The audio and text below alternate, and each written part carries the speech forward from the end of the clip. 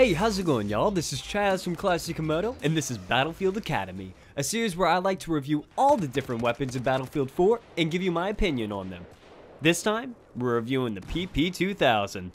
The PP2000 is a PDW available to the Engineer class. Well, first things first, let's get the stats out of the way, and then after, we're going to talk about how I feel of the weapon. First off, the max damage is 25, and the minimum is 12.1. This means it's a 4-shot kill up close and up to a 9-shot kill at range. The fire rate isn't too astounding either at 650 rounds per minute. That's not good, especially for a weapon that you want to be up close and personal with. The muzzle velocity is okay at 400 meters per second, so it's not something to brag about, but it's not, you know, crawling. If you put a suppressor on it, you better be leading your targets like crazy because it cuts all the way down to 250 meters per second. That's really slow. That's throwing rocks. The magazine size is, however, awesome at 45 rounds. Never found myself in a situation where I was running out of ammo in a firefight, so the magazine was awesome in that regard. The reload, however, can get a little funky. The reload with a round still in the mag is 2.55 seconds, but if you run out completely, it's going to take you 3.5 seconds to reload your weapon. So you better reload when you still have stuff in the magazine. So the recoil isn't terrible, but it's not amazing. The recoil up is 0.24, the recoil left is 0.3, and right is 0.2. So it's not necessarily the most accurate sniper rifle ever, you know. It's an SMG, so of course you want to stick to close quarters. You're not meant to shoot people at long range. But so far, this gun doesn't seem like it's good at anything. It's going to get beat out by any of the the SMGs at close quarters because if it's a low rate of fire and not a high damage model, it doesn't necessarily excel at, you know, having a high magazine count or anything because other PDWs have 50 rounds in it. So where does this shine? Well, the first shot multiplier on this weapon is only 1.65. So there's basically no recoil for this gun at all.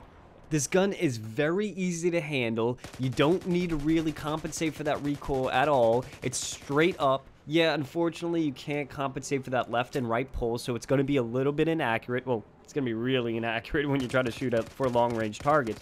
But the thing you could do for this gun is burst fire. And that's where this thing shines, is when you're tapping and micro-bursting, shooting 2 rounds at a time, or even, you know, at the max 3 rounds at a time for those long-range engagements. Burst firing with this weapon is super easy because of the fact that, like I said, the first shot multiplier is only 1.65. You can burst fire with this weapon all day, and even though it has a left and right pull that's a little bit higher than what I would want, even when burst firing, this thing can become super accurate. Okay, now for the opinion part. Where did this gun fall? How are you supposed to use this weapon? It doesn't seem like it's good at all. Well, this PDW is specifically meant for more of a mid-range engagement. It's not meant for close-range encounters. You're going to get beat out by faster-firing weapons. A lot of the PDWs, the CZ has like 1,000 rounds per minute, and you have a measly 650. You're not supposed to engage in those targets. You're supposed to engage at a medium distance. Now, unfortunately, you're not going to be able to take advantage of that 4-shot kill, but with the accuracy of this PDW, you're allowed the great hip-fire accuracy that this gun has, as well as really good accuracy when aiming down sights. The best way to use this PDW is at a short to medium distance. You don't want to go super close and personal because you're going to get beat out, like I said, by higher rate of fire weapons. But because this is a PDW and you have awesome hip-fire accuracy, you can be a little bit more aggressive. And when you're engaging in medium-range targets, you actually have a shot, unlike some of the other PDWs that are just shooting all over the place and you can't even control the recoil. So this is a very easy to handle and controllable weapon. So let's talk attachments. What kind of things should cater to this weapon?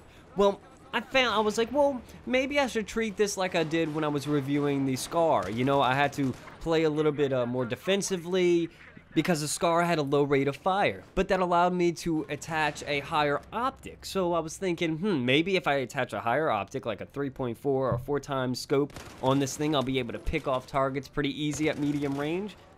Not so much. It's still a PDW, and you have to remember that. Even though the accuracy is good when burst firing, it's still a PDW, and you don't want to be engaging in super long-range targets. So you want to stick with a very, very low magnification reticle. I like the Cobra sight on this one, mainly because of the fact that the Cobra sight, for me, is my more precision type of reticle when it comes to the 1x magnification.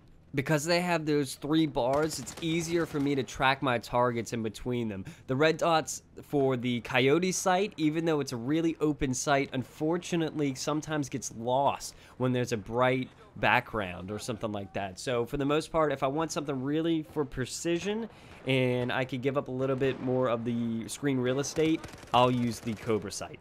For the attachment, I chose the laser sight, and it seems like something that you automatically put on all your weapons, but I also tried the flashlight and the tac light.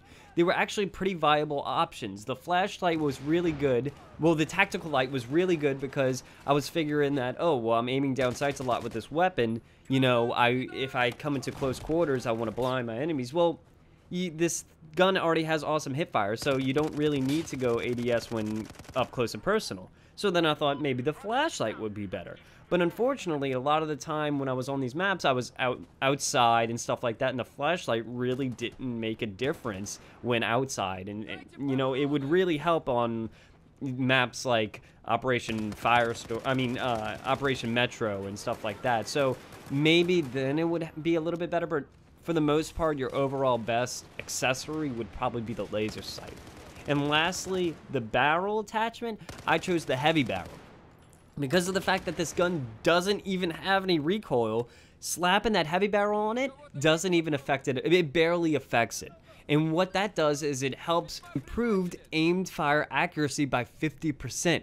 So, like I was saying before, you want to make this the most accurate weapon possible. You know, you're burst firing, you want to make this a laser beam, even though it's a slow laser beam, you want to make it a laser beam. So adding the heavy barrel is a perfect choice for this weapon. I tried the suppressor, but like I said earlier in the video again, the fact that it had a 250 meters per second muzzle velocity, it was almost impossible to kind of get shots on without leading them by 2 football fields. So it was really difficult with the suppressor, and for the most part, I found the most success with the heavy barrel. So at the end of the day with this weapon, what you're going to want to do is always burst fire. Unless you're up close and personal, then, you know, spray from the hip since it has great hip fire accuracy. Try to avoid the higher rate of fire weapons because you're going to lose to those when up really close and personal. But when you approach them at a medium distance, you got them hands down. And that's where this PDW shines. Thanks again, guys. I hope you enjoyed this review. And as always, stay classy.